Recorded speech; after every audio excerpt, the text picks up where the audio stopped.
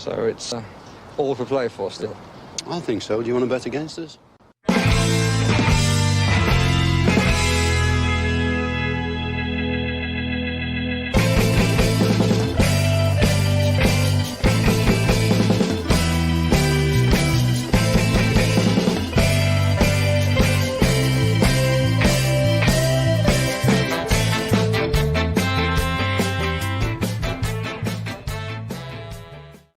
Hi, villains, and welcome to For the Love of Paul McGrath podcast. I must mention something about that thumbnail. Ashley Young looks very like Floyd Mayweather in that thumbnail. I don't know, whatever way it looks. He looks like he's going to scrap with someone as well, and I hope he brings that fight with him at the weekend because I'm sure Kevin De Bruyne got a bit of a roasting after the last game that they played against Villa, considering 37-year-old Ashley Young had him in his pocket for most of the game. But we'll get on to that in a moment. Firstly, Paddy, I must inquire about your well-being. How are you, Paddy? I'm not too bad.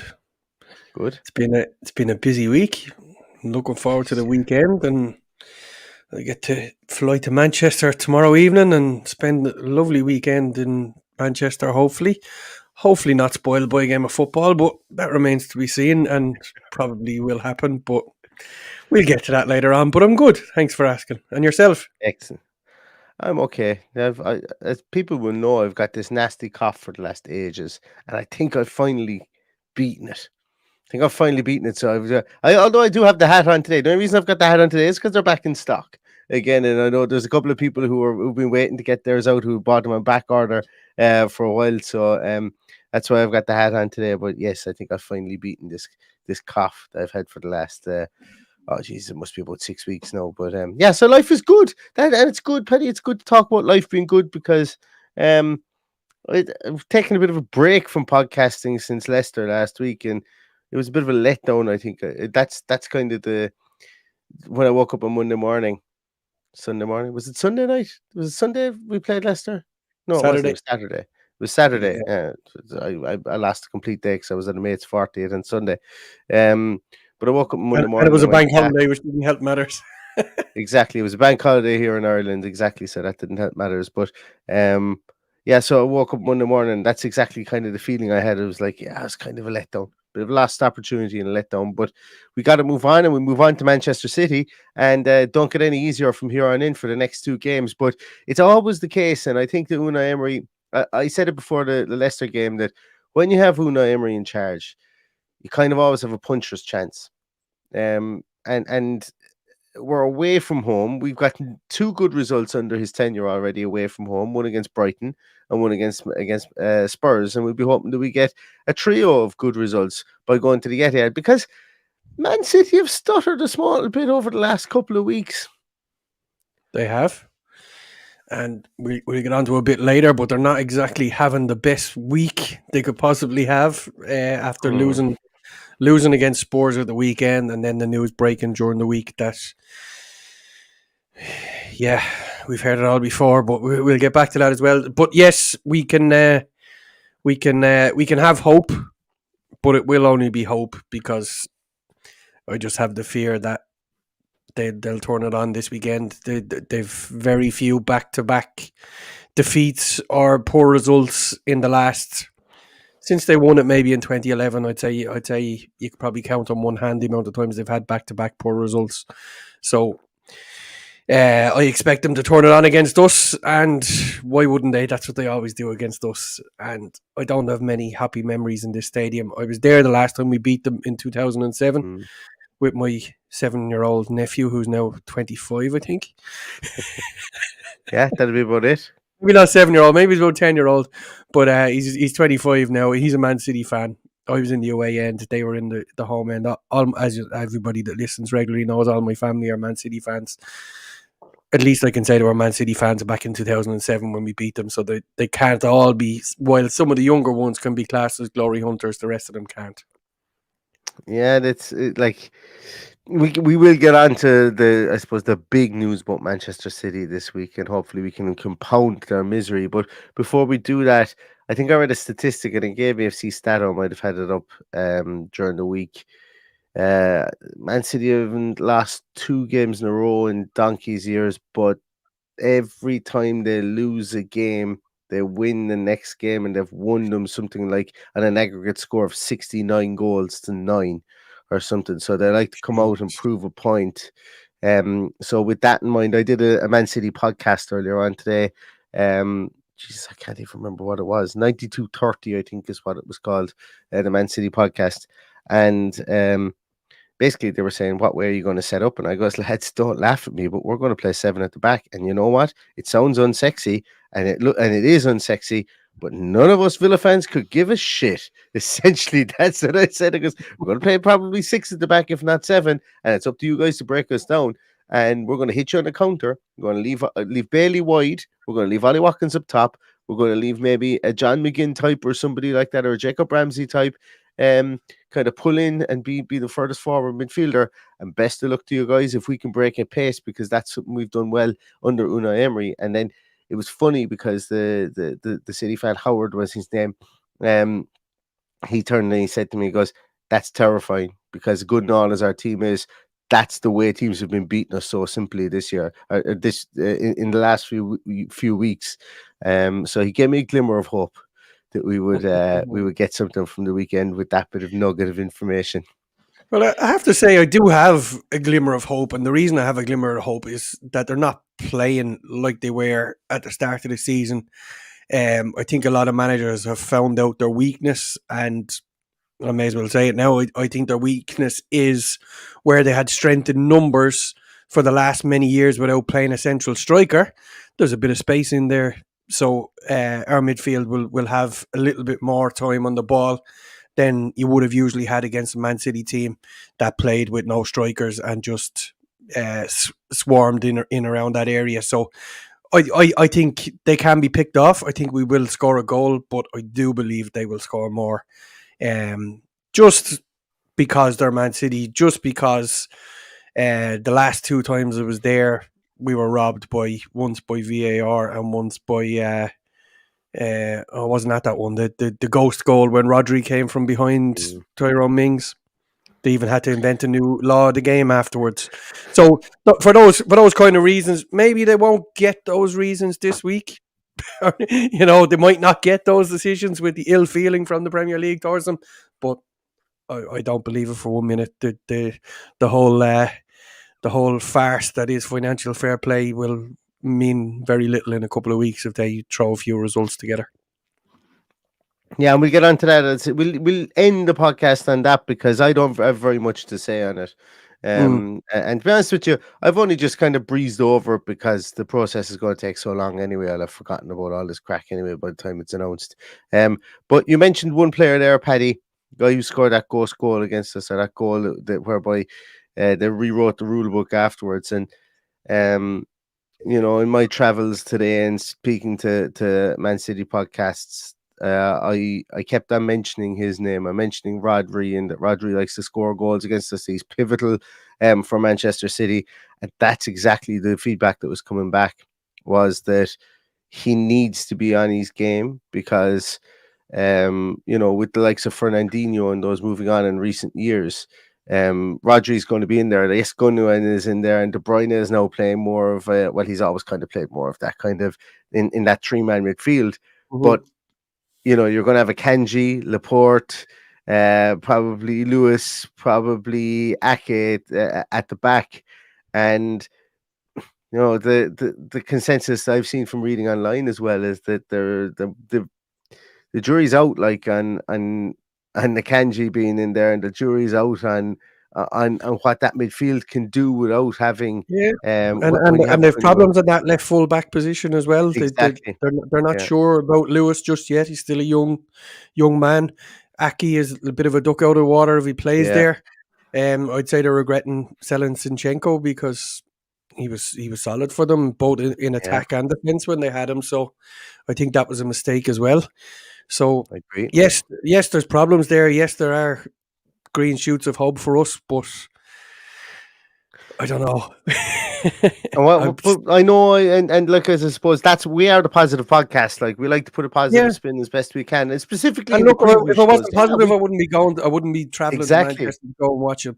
And it's the one time since he left as well that Jack Grealish is playing the best football playing the best football, yeah. under as a Man City player. So look, it's just typical. He'll probably start the weekend. He'll probably rip us apart. Hopefully he won't. Hopefully Ashley Young will have the measure of him, but we'll see. And if he scores, do you know what? Go and fucking celebrate the fuck. It's not like as if you've, I won't be celebrating anything. I won't be celebrating any win from Manchester City in any way. No. I'm not. But what I'm saying as well is that, look, you know, he's like he made his bed now, sleeping in it. I always found it a bit weird when, you know, people go back to their clubs and they don't celebrate.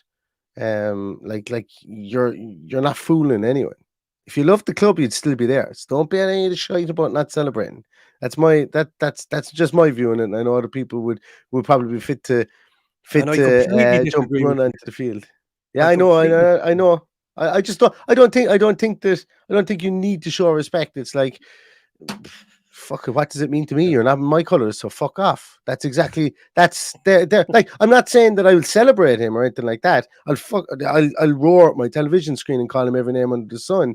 But for me, I couldn't, like, at the end of the day, you know, it means nothing to me if he doesn't celebrate. Like, I'm hardly going to go, fair play, lad, for not celebrating if you score. It means a lot to me. It means a lot to me when a player goes back. I think it's all about. I just think it's fake. Anyway, sorry. And this is coming from me, who left one rival club to go to another and celebrated like he just won the World Cup when he scored against them. But I was only 16. I'll say that in my defence.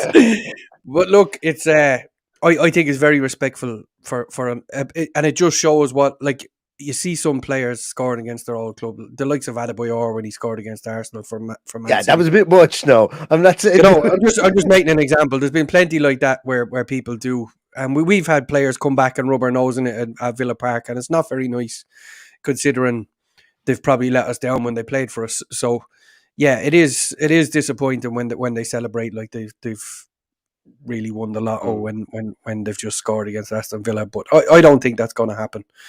But I think Jack would be respectful if he scored. That's if he does score. Yeah, and like, that's what I'm saying. I'm not advocating, like, if he celebrates, he celebrates. Fair play to him. He's like, he should enjoy playing football, even if it is against Aston Villa. Like, he's not ours anymore until he comes back and plays. And this goes for everyone, not just Jack Grealish. Until that player comes back and has claret and blue, he doesn't really matter to me anymore. You know, it doesn't, like, he doesn't really matter to me anymore. So if he wants to go in and celebrate, yeah, I'm still going to hate him as much as if he doesn't celebrate. You know, and when I use the word hate lightly. Like, in that moment, I'm still going to be effing and blinding at him for scoring against my club. But I would do the exact same against Kevin De Bruyne if he scores against my club, or Haaland, or you know, somebody else. If Nathan Ake comes up with a header at a corner, I'm still going to be annoyed at Man City scoring against us. That's just. But look, if he doesn't celebrate, that's fine. But you know, the whole, he should show us a bit of respect. He doesn't need to show us anything. No player needs to show us anything, and we don't need to show any player from another team any respect either. You know, that's just my view.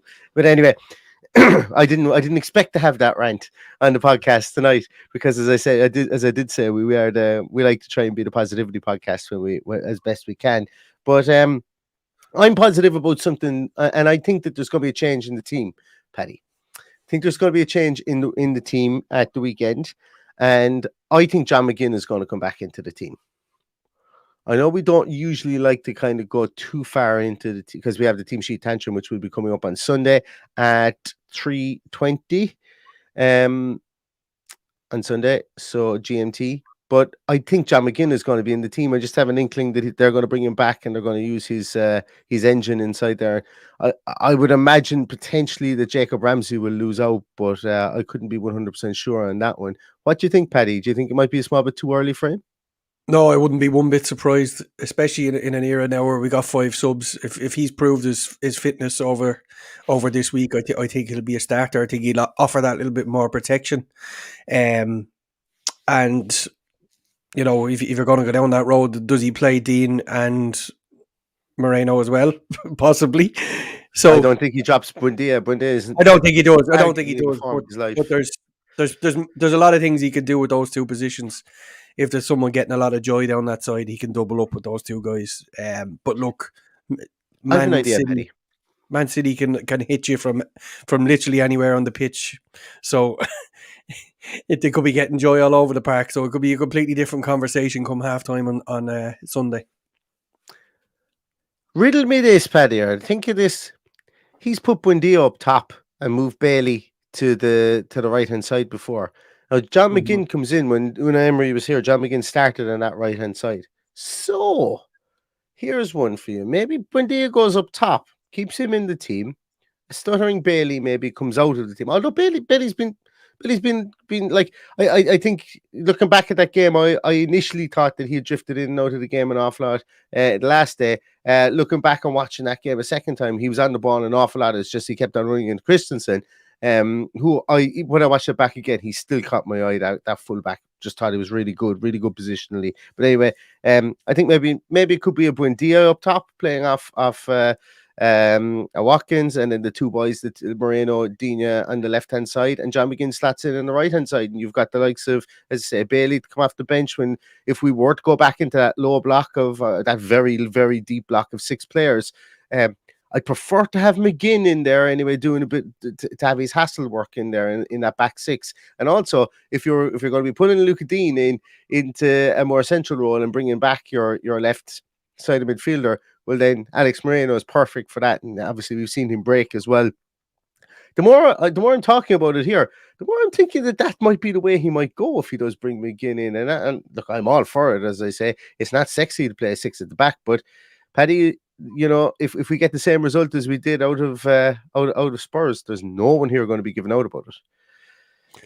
Absolutely not. If we have them submitting like Spurs did, it would be absolutely magic, and no one will care who starts or who finishes or who came on to the, at whatever time. I just don't see that happening. I think we're unfortunately coming up against a wounded animal here, and I think we could be in for a masterclass from them. I think they'll because if that news had broke later in the week, they would have had less time to adjust. Yes, there will be certain players going, what's my position here? Should I be moving on in the summer? Pep did come out and say if they were ever in trouble that he'd move on. So there's a lot of mind games at play, but I think they had enough time. Of course, they had enough time. The match is not till Sunday to speak to the players individually, to get their heads together and have them ready to fight a battle, because they don't want to lose 2 games in a row or even drop any kind of points against us. So I wouldn't be worried about that in the slightest from their point of view. But we've just got to play our own game, and I think if we can get back to where we were pre-Liverpool, pre-Wolves, pre-Leicester, whatever way you want to look at it, unfortunately those 3 are still there.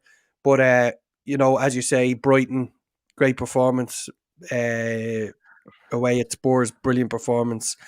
Plus the lucky Paddy is going to the match, and I haven't seen them lose in over a calendar year. So it's 2 calendar years now.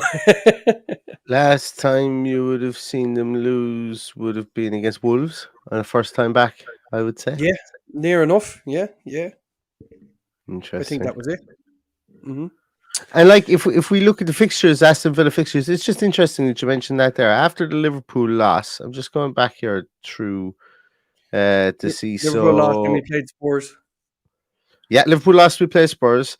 Wolves draw, Stevenage lost, we played Leeds. So we do have, like, obviously I'm not taking the Stevenage game into account, considering it's a completely different team, a completely different competition. We've shown bounce back ability in that instance. Even if you go back to lost against Fulham, beat Brentford, lost against Newcastle, beat United, lost against United again, albeit in a different cup, beat Brighton.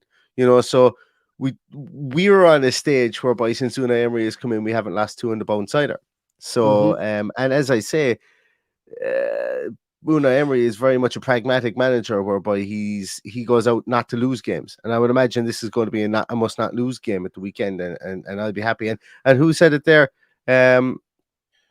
Paddy thinks City are the City of old. They haven't masterclassed anyone. I can't actually think if they've ran up a big score on anyone so far.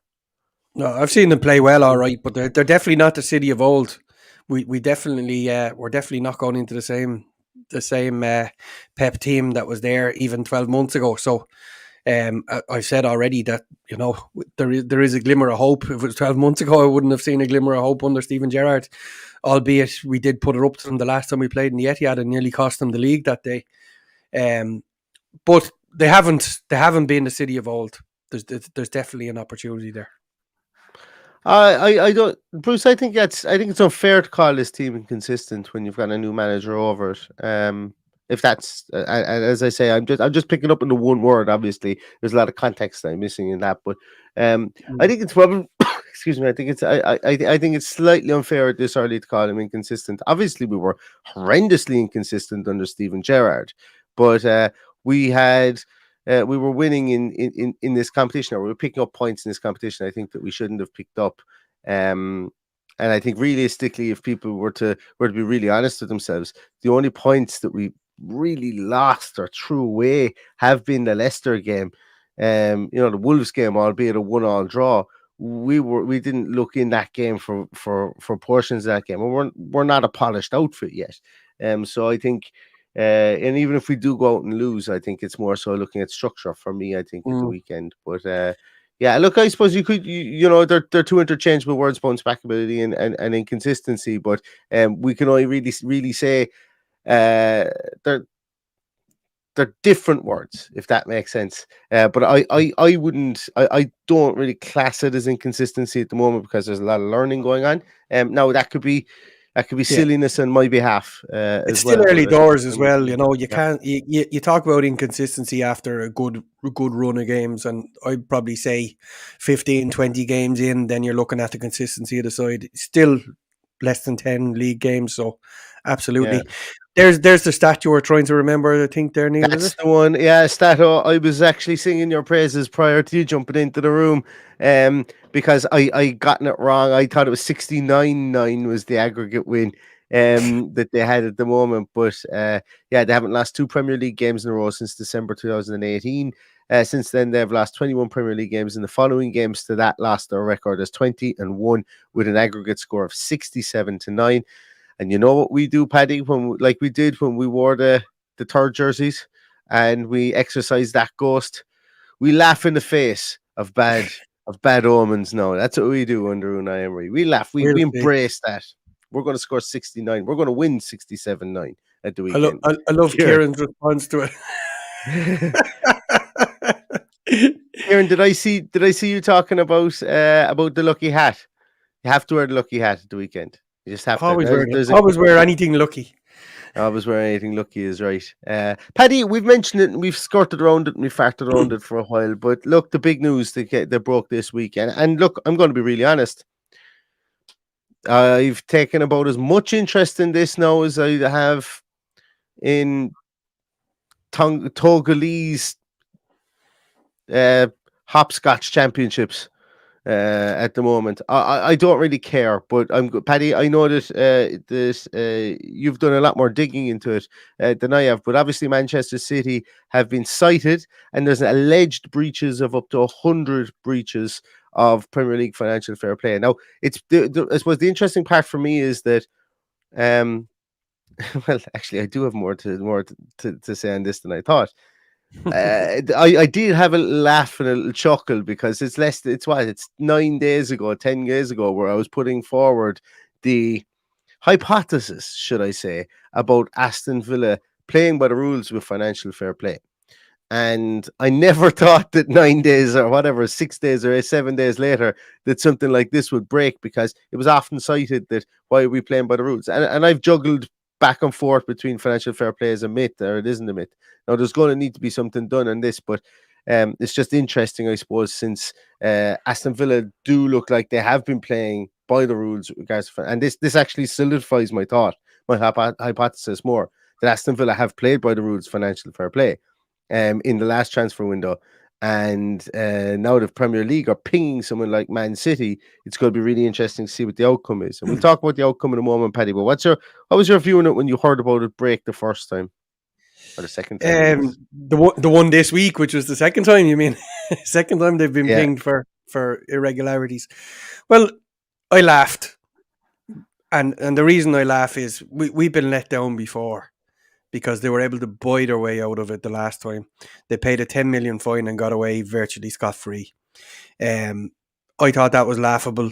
I thought it was pathetic by the European governing body to allow them go to the Court of Arbitration for Sport and tell they were wrong. So they've come out and basically given a wishy-washy financial fair play charge, which Man City were able to talk their way out of.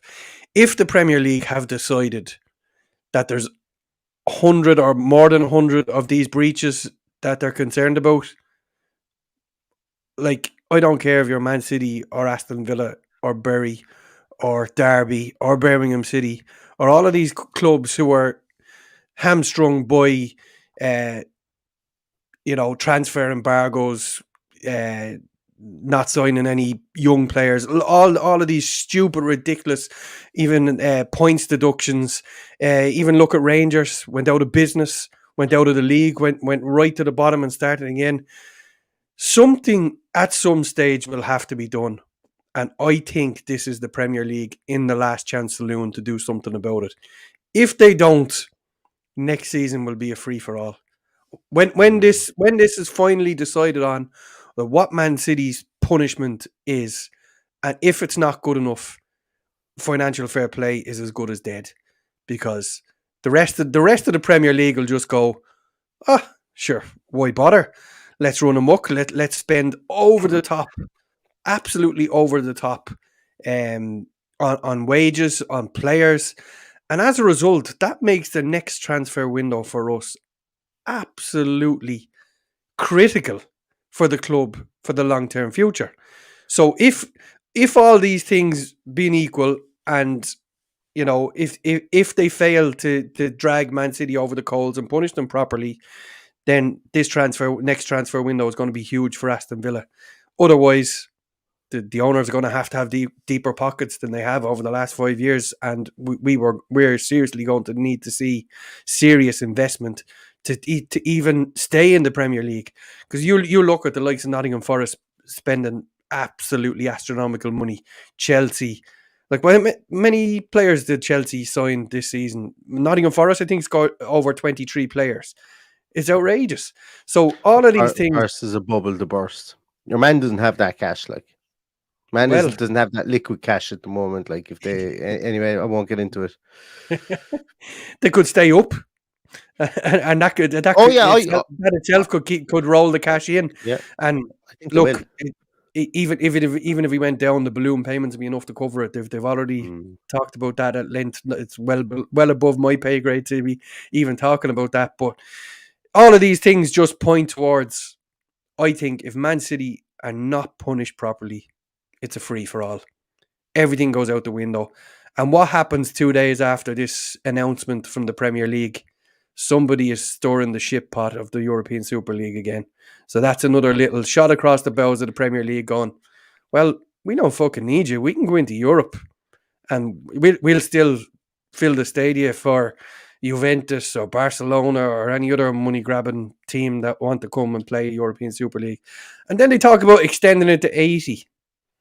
And they talk about extending it to 80 to make the likes of Aston Villa's ears prick up. Because if there's 80 teams in this Super League, that's what came out today. They wanted to extend it to 80 teams and have relegation in it. As a result, you'll probably get 10, 12 Premier League teams. So that brings us into the mix of even thinking about being involved in something like that. So all of these things are just brought out to soften the cough of everybody else around Man City. But at the end of the day, we're talking about the Premier League. Premier League, 100 offences. They need to be punished. They need to be punished properly. Do I think they will be punished properly? Absolutely not. I don't think the Premier League have the balls to stand up to the likes of the Man Cities of the world, the Chelseas of the world, the Liverpools, all of these clubs, and I've said it time and time before, that fill the coffers of the likes of the TV companies that have all the glory hunting fans all around the world, that bring thousands of foreign travelers like me going to Manchester. I will see nationalities from all over the world going to watch Man City, and that's how it works when you're successful. and they're never punished. We've never seen them being punished yet. 10 million. I'd say they laughed when they signed that check for 10 million for the last fine from UEFA. So it's time for Premier League to show them who's boss. But I've very, very, very little faith that will be the case. The only kind of difference I see this time is that they can't go to the Court of Arbitration for Sport with this. It's with an independent panel now. Apparently, once that independent panel makes their decision, it's final. So, but the big thing for me is it's going to take between 2 and 4 years for the decision to be made. We're only in the infancy here. It's going to, so speaking to the City guys today, they said the expectation is it's going to take 2 to 4 years. That's why I couldn't give a fiddlers about this whole story. They could have 2 Champions Leagues won by then. They could have 4 won if it takes 4 years. And what difference does it make to them? They'll have bloody golden statues of these players that they've bought under financial fair play up outside the Etihad. They won't care. They get points deductions. It won't matter. Their fans will have celebrated. They've all gotten drunk. There'll be children born off the back of great nights in Europe and great nights in England by the time that these are handed down. So that's realistically why I don't care. But my tinfoil hat, Paddy, as I said, came on during the week, and that's what I said, that Man City, I said straight away the Super League was going to come up as soon as as soon as it was viable, because City were going to start pushing their clout that way. They don't exactly have the most scrupulous owners. I think that's fair to say, allegedly. And, they were always going to start pushing their elbows out here when they were threatened with something here. It's mob boss mentality. They were always going to start doing this. Once the Super League was on the table to be used as a threat the first time, it was always going to be used as a threat again a second and third time. Now, hey, watch this. I didn't know about the 80 teams. Fuck it. Sign me up. If it's going to be an 80-team Super League, sign me the fuck up, and I'm going to be as hypocritical and as fickle as the day is long. Yeah, sign me up. No problem. But I jest in that because I don't know anything about it. I just heard about it for the first time. So that's a no for me. Don't fucking sign me up for something that you don't qualify for or you don't deserve, all because you got wads of cash, load of shit, ruining football, absolutely ruining football. And I just want to put Ad's comment up there. Ad hates the fact that it's been done privately. It should be a trial available to the public. That ad, I will draw your attention to VAR. Exactly the same thing. Can't hear what they're saying. Don't know what they're judging on. Don't know what their opinion is, and they can do it privately. It's all. I think it's different. I think it's different to VAR, but I like you. I want VAR to be mic'd up. Yeah, I want it to be mic'd up. I can look. There's going to be discovery and stuff like this in this case. There's going to be an awful lot of rooting through stuff. There's going to be an awful lot of stuff that's going to come out. There's going to be people named. The viability for backlash from fans and stuff here. I can 100% see why this wouldn't be a public situation. This is going to be leaked to high heaven.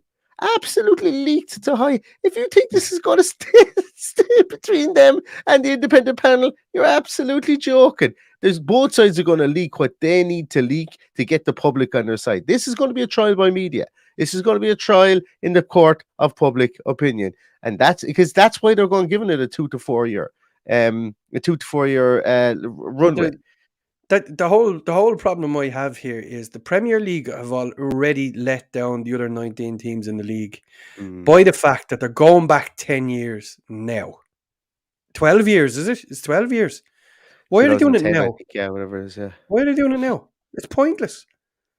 So, you can say all you like about... Well, I'll tell you why they're only doing it now, because they probably only have rotten stone cold hard evidence of it now, and they probably had breadcrumbs from 12 years ago that they can say, well, we saw this going on here. Somebody fucked up 3 years ago, which I think was 2018 is when somebody fucked up with an email thread and the way the funds were being moved from company to company and stuff like that. And then they were able to go back and say there were similar situations here, but nobody fucked up in an email thread. So we can make an inference that this has been happening since X date because of what we found in 2018. So I think that's why they've gone back, is to just strengthen their case. So I don't think the Premier League are mugs in this at all. I think it's one of those ones whereby you look at what's going on over in the United States. I don't want to get political or whatever, because you see that a lot of people are saying people are on Donald Trump's side. They're saying Donald Trump shouldn't be put in jail. People are saying he should be, but there's nothing happening at the moment. You've got one shot.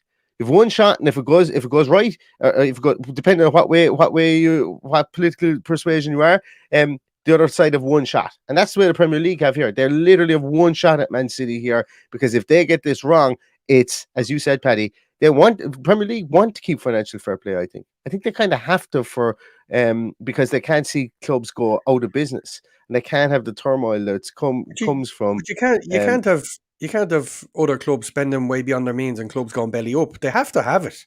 That's it, But yeah. So that's why I think they thought they'd only one shot for this, because it will go into the Wild West.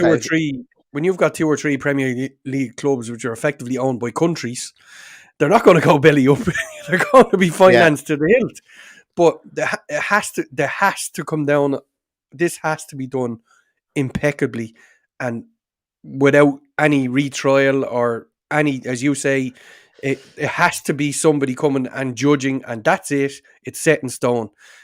The likes of going to that court of arbitration for sport and throwing oodles and oodles of money just makes a joke of it. Yeah. So I heard a number of times that they can't over the last few days. It wouldn't surprise me if they did, because I have zero faith in enforcing these rules, because I've sat back and I've looked at Man City spending way beyond their means, from Joe Soap sitting on his couch looking at who's on the pitch for a team that's sponsored by all the same companies every year, that's can't fill their stadium until recently, and they've made a concerted effort to make sure that people resell their tickets. Like there's Man City season tickets in my family. They never go empty because they're resold back to the club. I can't resell mine back to the club, but that's another story altogether. I knew that was coming the second you mentioned season ticket. So, look, there's loads of reasons why Joe Soap sitting on the couch can see that what Man City have done in the last 10, 15 years has been, and it's not only Man City, it's Chelsea. We've seen Chelsea effectively buy trophies. We've seen Man United buy trophies. We've seen Arsenal spend, to a lesser extent back in the day, huge amount of money. We saw Man City spend the first £100 million player from us. All of these things point to the fact of how on earth could they do it with living within financial fair play is beyond me. I wonder, are our owners getting a bit squeaky about the fact that they bought Villa Park as well? I presume they did it in the correct way, as opposed to just because there seems to be a lot of shell companies, not shell companies, but passing through Etihad, passing through Elisistat or whatever they're called. I can never pronounce that, and then passing through like 3-4 different companies to essentially, I don't want to say wash or launder the money, but basically clean up the money. But all it was essentially the club putting the money back into itself through these companies, because the owners, the CEOs were the same. And I think that's where I think that's how they were initially that's where the smoke came from with regards to this. And then when they went digging, and there's some crazy things, like they were paying Roberto Mancini into various different bank accounts from various different bank accounts and stuff like that, But look, as I say, I don't want to speculate too much, and I don't know I sound like I know a good bit about it, but I've just read snippets and headlines in the newspaper, and the reason being is because it would make me lose no sleep at this moment in time, because we're playing in a different playground to them. We really are, Go out and beat them at the weekend. Absolutely. And we can beat them at the weekend, but financially we've been playing in a different playground to them since they gazumped us. And though I suppose the one thing that does piss me off, Paddy, is when it goes back to 2007, 2008, or whenever that is, that the time it went back to, or even 2010, we were playing in the same playground then. And then all of a sudden, new owners come in. That's why I think you're talking through your hat. We're playing in the same playground. We're all in the same playground if we're living between our means. That's it. And it's about people spending way above their means and fabricating stuff, and that's what they're trying to find out. Who's to say we haven't done it? Who knows? I'd say there's many clubs that have done it to a certain extent. If we've done it. I'd be surprised considering it must be soul destroying. Clubs that I mentioned, docked points, Derby, Birmingham City, Bury going out of existence. Portsmouth. Bury going out of existence will never be right. Never be right. It's crazy. It's absolutely crazy to think that all these clubs can do this. It takes 10, 12 years for them to come back and sort it out. If they make this decision wrong, the floodgates will open and football will be, as we know, it will be. We won't be able to afford a ticket for a match. That's the be all and end all, and that's where nobody wants to be.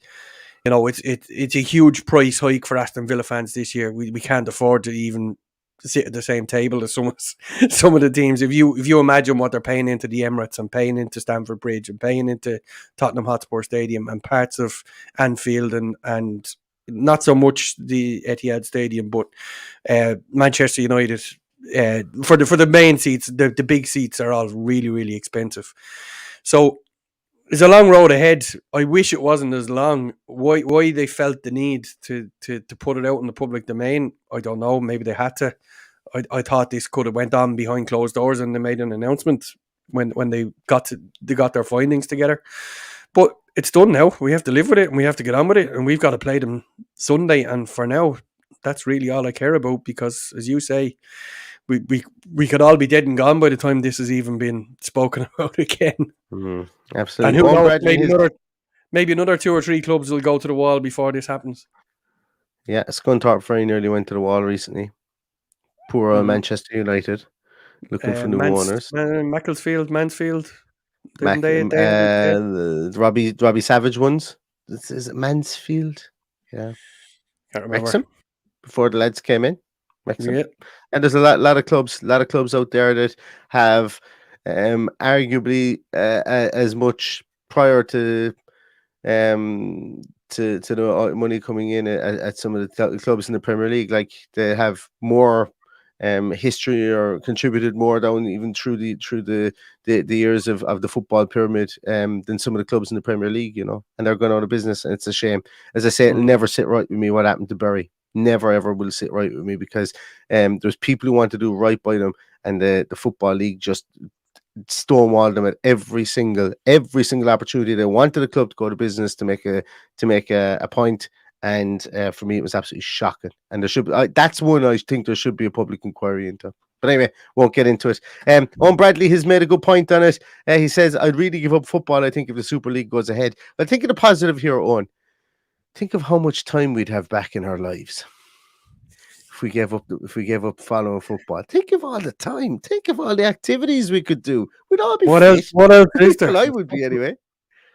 Yeah, as we've been saying here since lockdown, Neil, football is the most important thing of the least important things. It's important things. Paddy, I could see you on the X Factor, Paddy, if there was no football. Do you reckon? Is the X Factor still even going? Is that even going? I don't know. Tell you. Yeah, dressage, something like that, Paddy. I could see you teaching horses to dance or something like that if there was no such thing as football. How's about that one? I don't know. I'd like to give a shout out, Neil, while you're acting the maggot there, talking about shite. A lot of people mentioning Wrexham in the comments. I'm going to give a shout out to Martin Dutton, who went down to the ticket office in Wrexham to try and get myself and Stephen 2 tickets for Saturday with no luck. So it won't be Wrexham we're going to on Saturday. But we'll find something as exciting to do, I suppose. But it's sold out. Wrexham is sold out, which I think is fantastic. I know they've no stand behind one of the goals, but I just think it's brilliant that club is just going to be resurrected, and I look forward to watching them and hopefully getting to see them on the way to Villa Park at some stage, which I thought would have happened this weekend, but unfortunately it was not to be. Not yet. My a guy from my hometown, actually, he's a relation of mine. Anthony Ford was playing with Wrexham, and I'd like to say congratulations to him, because he had a beautiful baby boy called Paddy. A great name, great solid name, as you'll I'm sure you'll admit yourself, Mr. Kelly. A lovely baby boy just before that Wrexham and Sheffield United game. So on the off chance you're listening, Anto, fair play to you. That's what I'd say. Fair play to you. Yourself somebody who will be listening, I'm sure, at some stage, and avid listening to our podcast, is Mark Holmes in Australia.